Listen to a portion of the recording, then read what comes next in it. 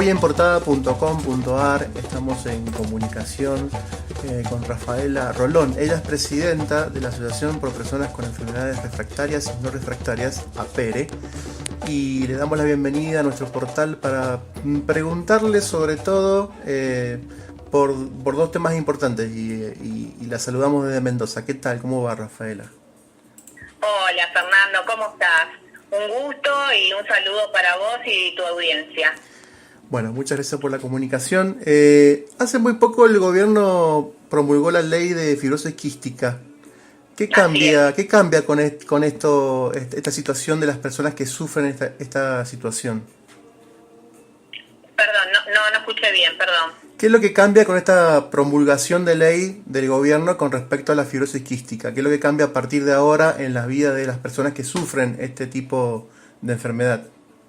Bueno, la verdad que es muy significativo para esas personas que sufren esta enfermedad, porque la ley de fibrosis quística, que se aprobó con 20 artículos en 23 de julio, tiene 3 artículos muy importantes. Una es el corazón de todos los artículos, sería el artículo 7, que justamente habla de una vez confirmada la enfermedad, esta persona tiene acceso directo a un certificado único de discapacidad para toda la vida. Uh-huh. Lo mismo también en los artículos 6 y 13, hablan de la cobertura del 100% de suplementos dietarios, nutricionales, medicamentos, rehabilitación, tratamientos psicológicos y psiquiátricos.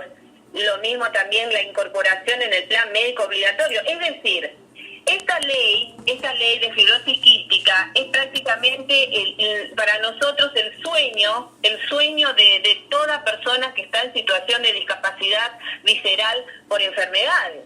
Uh-huh. Sí, aparte lo que leía y te escuchaba también a vos atentamente es que lógicamente la llegada de un certificado a la vida de las personas que sufren este tipo de enfermedades les alivia básicamente el poder padecer esto, porque en realidad pueden acceder a bastantes beneficios. Ese es el contexto real. Claro, totalmente. La persona que accede a un CUT, a un certificado único de discapacidad, tiene la cobertura no solamente de una ley específica de su enfermedad, sino de la ley 26.378, que es la Convención por los Derechos de las Personas con Discapacidad, que está equiparada, es decir, tiene rango constitucional. Uh-huh. Es decir, tiene una cobertura constitucional, lo cual no pasa muchas veces con personas que estamos en situación de discapacidad por una u varias enfermedades al no tener el CUT. Uh-huh. Porque no somos chicha ni limonada, es decir, no podemos seguir trabajando en ciertas actividades, como justamente lo dice la discapacidad. La palabra discapacidad justamente dice eso, que la persona queda en disminución de sus funciones, por eso tiene una discapacidad, pero puede hacer tal vez algunas otras, tal vez no, puede realizar otras actividades siempre y cuando esas actividades se encuentren dentro de un contexto que le permita hacerlo. Bien. Eso pasa también con nosotros y con nosotras, las personas que tenemos enfermedades discapacitantes, es decir, las que nos generan una minusvalía en nuestras actividades. Hay otras enfermedades que con un buen tratamiento, es decir, no tienen ningún problema con tratamientos y pueden hacer todo tipo de actividades. Pero no es lo mismo con aquellos que sí quedamos en situación de discapacidad, que mal llamada invalidez. Uh-huh. Eso también, porque invalidez significa que una persona ya no puede hacer absolutamente más nada. Y eso se remonta prácticamente al siglo XIX o al siglo XVIII. Claro, para hacer sí, una explicación más a las personas que nos están escuchando, viendo o ven el lenguaje de señas que nosotros subimos. ¿Qué es lo que es exactamente la discapacidad visceral? Hasta hace poco, sin esta situación de la fibrosis quística, por lo menos aquí en Mendoza tenemos muy poca comunicación o información de qué es lo que es exactamente una discapacidad visceral. ¿Qué es lo que conlleva esto? Bueno, justamente por todas estas confusiones es que está surgiendo la asociación nuestra, que se llama PERE. Justamente fundamos esta asociación con otros miembros porque no es clara. No son claras las leyes con relación a la discapacidad visceral. Depende mucho de las, por ejemplo, de los gobiernos. Te doy un ejemplo, Fernando. Sí. Aquellas personas con celiaquías, personas celíacas, con otras enfermedades también, junto con la celiaquía, que son típicas, las autoinmunes, por ejemplo, Hashimoto, lupus, fibromialgia y todo eso. En el gobierno de la doctora Fernández, Cristina Fernández, se le dio la posibilidad a esas personas de poder acceder a un certificado y a su vez a una pensión. Pero se confunde mucho la palabra, es decir, se confunde mucho que una o tal enfermedad te discapacitan, porque eso no es así. Por ejemplo, la persona que tiene celiaquía común, una celiaquía simple, por llamarlo así, que no le genera ningún tipo de impedimento para hacer actividades, bueno, obviamente, ¿por qué va a pedir un certificado de discapacidad? Puede llegar a pedir una pensión por su situación de pobreza, pero un certificado de discapacidad como que no se justifica. Pero sí aquellas personas que sufren celiaquía refractaria. ¿Qué es refractaria? Refractaria es aquella persona cuya enfermedad, cualquiera sea la enfermedad, le genera una discapacidad, le genera un problema en el cuerpo para realizar ciertas actividades. Y ahí es donde no nos ponemos de acuerdo, porque cada gobierno tiene, digamos, una acción o genera una acción sobre una cosa. Por ejemplo, el gobierno de Macri sacó estas enfermedades, automáticamente las borró, la celiaquía y el hipotiroidismo, como contemplación para que tengan un certificado de discapacidad. Sin embargo, dentro de ese grupo de personas con enfermedades, hay algunos que están bárbaros, que no necesitan el HUD, y otros que sí necesitan. Entonces ahí es donde viene el problema, donde tiene que intervenir un médico legista, y no es tan fácil acceder a un médico legista, porque los médicos comunes y corrientes no quieren llenar las planillas de discapacidad, por más de que esa persona ya esté con el cuerpo refractario. Hablando de esto, ¿vos pensás que siempre es una situación económica la no inclusión de este tipo de discapacidad? ¿O solamente por desconocimiento de la misma? ¿O es las dos situaciones, económica y desconocimiento? No precisamente económica, porque, por ejemplo, en mi caso, si yo tuviera $1 millón, igual exigiría mi certificado único de discapacidad, porque es mi derecho. Claro. Sí, lo decía más que todo por lo que decís de las diferencias de las distintas administraciones. Fernández tenía una forma de trabajar esta situación y Macri tuvo otra y la sacó, digamos, casi siempre. Y es lo que ha estado en estos días, quizás antes de la promulgación de la fibrosis quística como ley, hablando la comunidad hacia Ginés, el ministro de Salud de la Nación, diciendo que, bueno, que a veces es una situación económica dejar afuera a ciertas personas que sufren distintas discapacidades, y como bien decís vos, no se entiende bien qué es lo que es una discapacidad una de la otra. Hay que empezar a diferenciar más técnicamente que económicamente. Claro, sí, generalmente esto sucede porque históricamente las personas con discapacidad siempre fueron aquellas, o las personas con discapacidad que se notan generalmente en las campañas, o que se ven en las campañas, son aquellas que tienen o que utilizan sillas de ruedas, bastones, y son las más simbólicas, digamos. La silla de ruedas es lo simbólico. Inmediatamente a nosotros, por ejemplo, con discapacidades viscerales, nos dicen, ¿y dónde está tu discapacidad? Esa es la pregunta siempre. Claro. ¿Dónde está tu discapacidad? Entonces empieza el maltrato, desde los médicos, en la sociedad misma, en la familia misma, en todos lados.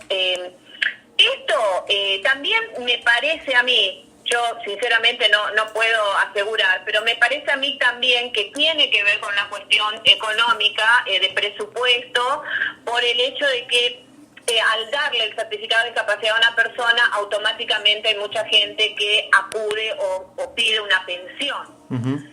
pero lo que no se está ejecutando son leyes que existen desde hace muchísimos años, que pueden totalmente subsanar la parte económica de una persona con discapacidad, cualesquiera sea esa persona con discapacidad, sea motriz, o sea visceral, o lo que fuere. La ley 24.308, por ejemplo, que está desde el año 1994, es la ley de kioscos. Claro. Es decir, esta ley le da la posibilidad a la persona con discapacidad de tener un kiosco donde va a vender golosinas, café, galletitas, lo que sea, en un ámbito público, en un ministerio, en una escuela, en un colegio, en una estación de ferrocarril, etcétera. Y esa persona se gana su dinero honestamente, sin molestar a nadie. Obviamente se le exime el alquiler, pero no le cuesta dinero al Estado. Lo que le va a costar al Estado es un espacio nada más. Después no gasta nada más. Y es más, esa persona, si ese día no puede ir a trabajar, o una semana o un mes no puede ir a trabajar, puede contratar a alguien para que vaya a trabajar o pedir a algún familiar para que lo cubra. Bueno, esta ley nunca se activó. Se activó con muy poca gente. Mucha gente no lo conoce. Muchas personas con discapacidad no lo conocen en todo el país. Después tenemos la ley de cupos. La ley de cupos del 4% en todo el país y del 5% en Capital Federal para acceder a un empleo en un organismo público. Tampoco. Y generalmente no se cumple para nada, en Mendoza tampoco, obviamente. Si se activaran esas dos leyes, y yo pienso que el tema de pensiones, ¿quién quiere una pensión? Claro. Nadie quiere una pensión, pero lo pide desesperadamente porque ya su cuerpo no da más para competir en el mercado laboral. Eso pasa con nosotros que somos de la clase obrera, por llamarla así. Si fuéramos todas empresarias o empresarios, bueno, qué sé yo, no estaríamos discutiendo por una pensión de 11.000 pesos o de 800 pesos. Hay pensiones de 500, de qué sé yo. Hay cosas que realmente son increíbles que la están padeciendo las personas. Lógicamente esto ocasiona desempleo y dificultades en la esfera social para poder acceder a ciertas situaciones, como decís vos. ¿Conocés gente que se ha quedado sin empleo con esta situación de enfermedad o por no soportar, digamos, ciertas cuestiones totalmente. Sí, totalmente. Conozco, yo soy una de ellas, por ejemplo. Yo trabajaba en hoteles de 5 estrellas, trabajaba en eventos, tenía mi vida, tenía una vida, no nací con discapacidad, tenía mi vida, fui a la universidad, tuve que cortar todo lo que fue la universidad en el momento que me enfermé y aparte hay otra cosa, como toda la sociedad no considera a una persona que camina, una persona con discapacidad, bueno, yo también decía, no, yo no soy persona con discapacidad. Pasaron 8 años para que yo reconociera que estaba en una situación de discapacidad, cuando mi médica de cabecera me dijo, no, mirá, Rafaela, te tenés que sacar tu certificado, no podés seguir así. Ya las empresas me cerraban las puertas, en mi familia tuve problemas, porque era lenta, porque, bueno, o dormía mucho, porque tenía somnolencia, era débil, entonces yo no aceptaba, decía, pero si yo no uso silla de ruedas, no soy persona con discapacidad. Claro. Imagínate que yo misma me autocensuraba. Y dentro de APERE, sí, la gran mayoría de los miembros están sin trabajo formal, digamos. ¿Por qué? Están haciendo lo que pueden. Ahí me diste el hilo para preguntarte ya esta última pregunta y ya te dejo tranquila en esta tarde y te agradezco la comunicación. ¿Por qué hay poca visibilidad de este tipo de discapacidad en la sociedad y en las instituciones? Vemos muy poca información sobre esto. ¿Y cómo llega APERE, la asociación que vos representás, a marcar un poco el rumbo de que sea un poco más conocido por la sociedad? Bueno, justamente por eso nace APERE, por una necesidad nace APERE, porque si no hacemos campañas, publicidades y si no comentamos lo que nos pasa, va a ser muy difícil que nosotros podamos ser visibilizados, porque no se nos nota la discapacidad. generalmente somos personas, bueno, que no tenemos ningún tipo de, ¿cómo diría? Ningún tipo de anomalía en el cuerpo que se note. Y hemos empezado a hacer videos, hemos empezado a ver a nivel nacional todas las, digamos, todos los testimonios que se puedan dar con relación a esta situación, y también ahora tenemos una encuesta que estamos haciendo y están arrojando cosas tremendas de personas que han sufrido bullying, que han sufrido todo tipo de maltratos desde niñas por tener cierta lentitud por su enfermedad, por ejemplo. Esas cosas yo misma no lo sabía. Ahora me estoy enterando a través de APERE. Y realmente sí hay mucho por hablar en este campo, hay muchísimo por hablar. Y lo otro también que he notado que mucha gente se ha frustrado en la continuidad de su universidad por no poder acceder en forma virtual a la universidad. Eso también lo estoy charlando con algunos representantes de algunas universidades. Ahí nos llama mucho la atención un dato que dice que durante el 2018 el INDEC no consideró la discapacidad visceral como una enfermedad y que afecta a millones de personas. O sea, ya desde las instituciones chocan contra lo que dice algunos médicos y el tema técnico. O sea, desde la asociación APERE seguramente se van a encargar de empezar a visualizar esto. Así es, Fernando, esa es la idea. Llegar a un consenso, llegar a debates sobre este tema y, bueno, hablar sobre la vida real de las personas, no somos un invento, no somos una planilla Excel, no somos, existimos y somos padres de familia, somos hijos, algunos abuelos también, y algunas personas jovencitas y jovencitos que están en esa situación, como los de fibrosis quística, que bueno, estuvieron luchando muchísimos años. Así que bueno, esto de fibrosis quística para nosotros, la ley de fibrosis quística para nosotros fue realmente muy positivo porque se visibilizó una enfermedad. Pero vuelvo a repetir, la discapacidad visceral no es por el nombre de la enfermedad, no hay una enfermedad discapacitante. Hay enfermedades que en cada cuerpo discapacitan, que en un cuerpo puede discapacitar y en otro cuerpo no. Entonces, todo eso requiere de como formalidad en primer lugar y por otro lado madurez. Madurar un poquito sobre estas cosas, pero entre todos yo pienso que vamos a ir equilibrando todo esto. Yo pienso que sí. Hay muy buena predisposición de muchos legisladores también, pero falta hablar, falta que nosotros hablemos, nosotros. Bien. Bueno, te agradecemos mucho la comunicación, Rafaela, y estamos en contacto para ver cómo se sucede esta lucha de informar esta enfermedad y sobre todo que sea considerada. Muchísimas gracias, Fernando, y a tu audiencia también, y que tengan una excelente tarde. Bueno, muchas gracias. Fue Rafaela Rolón, presidenta de la asociación APERE para portada.com.ar.